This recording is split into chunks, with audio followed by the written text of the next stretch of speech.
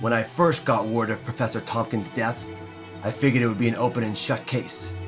After all, just a brief investigation into this poor twerp's past made it abundantly clear that he had no life outside his sad little community college job and a world of academia. No friends and no enemies, no one at all. Most of his students found him so forgettable that they couldn't remember his name, which left the only 3 people with any ties to him at all as the main suspects. I've solved more complicated cases in my sleep. This would be a cakewalk. But it wasn't as easy as I thought, and what I came to call the case of the pencil-necked geek.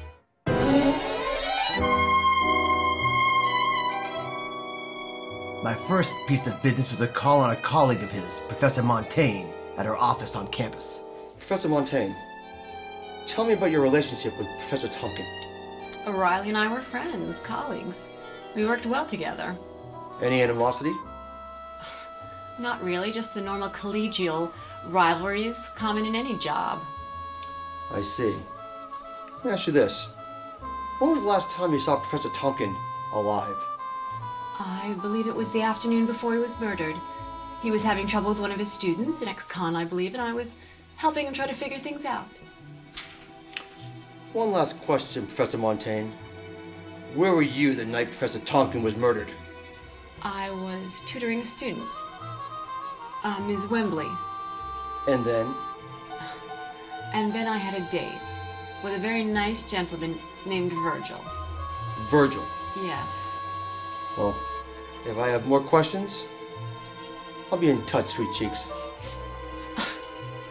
Interesting she mentioned Miss Wembley, because she was my next stop. I'd heard some interesting things about her and the prof, so I dropped by her apartment. I never pass up a good cup of joe.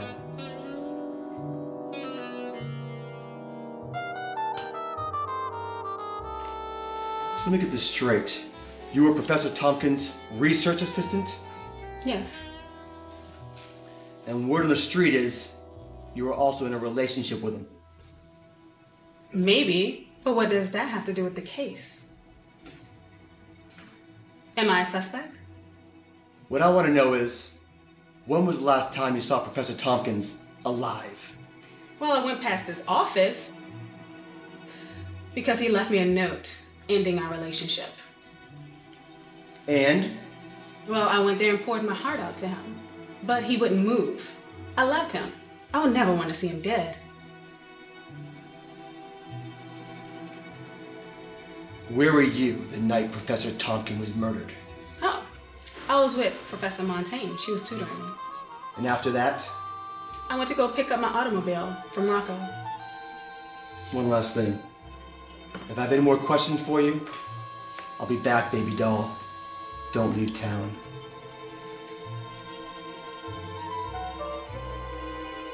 Rocco, or was it Virgil? Whoever this clown was, he was an ex-con who had been spending a lot of time with Professor Tompkin during office hours. I'm looking for a man named Virgil. My friends call me Rocco. You can call me Virgil. So, Virgil, what's it like out in the joint these days? I'm taking it one day at a time. Tell me about your relationship with Professor Tompkin. Professor Tompkins was a great man. He respected me. Believes ex-cons like me could have a second chance, unlike coppers like you. Let me ask you this. When was the last time you saw Professor Tompkin alive? As a matter of fact, he was helping me with my writing. I don't write so good. But he believed in me, and he believed I could do it. He was helping me with a paper. I was looking forward to turning that paper in, but, well, you know what happened next. Yeah, I know. One last question. Where were you the night Professor Tompkin was murdered? I was here working on cars. And then? And then I went on a date with Professor Montaigne. You know, she's a classy dame. We ordered beer, she drank it out of a glass. Then why'd she go out with a grease monkey like you? What you wire? I have more questions. I'll be back. Something wasn't adding up. And I'm not talking about poor Rocco's attempt at simple arithmetic. Professor Montaigne claimed to be so chummy with poor O'Reilly, but according to her colleagues, things weren't so rosy.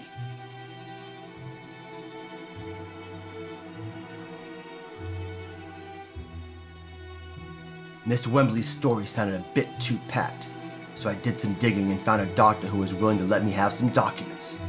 Them doctors ain't so proud that you can't grease their palms to get the wheels of justice moving, if you don't mind me mixing my metaphors.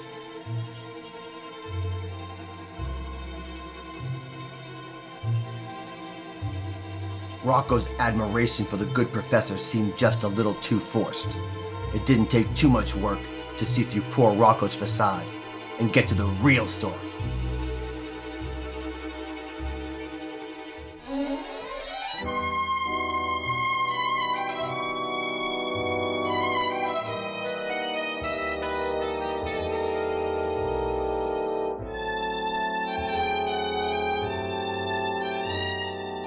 Working on a hunch, I put in a call to one of my associates who worked at the college archives.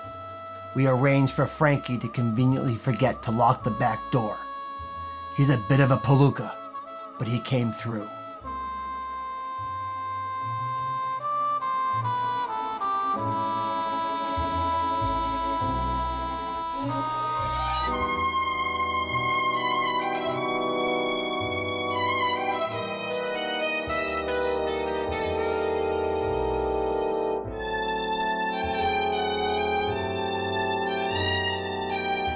It didn't take long for me to find some pretty hinky documents. It seemed as if this might turn out to be duck soup after all. Things were starting to add up.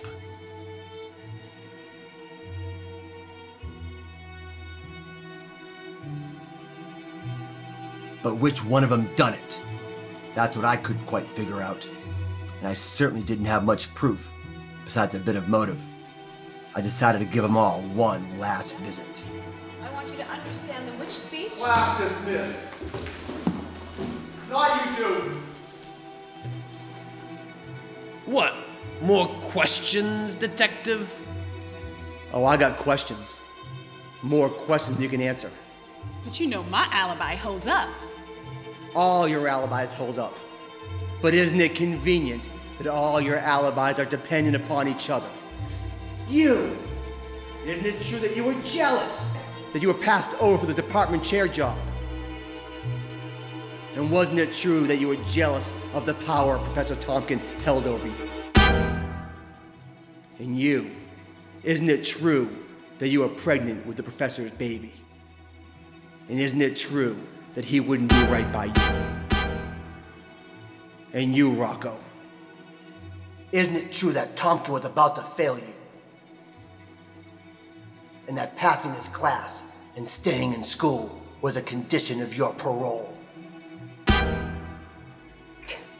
That's ridiculous. And you can't prove anything. Oh, I may not be able to prove it. But I know one of you did it. But I guess you're all gonna walk.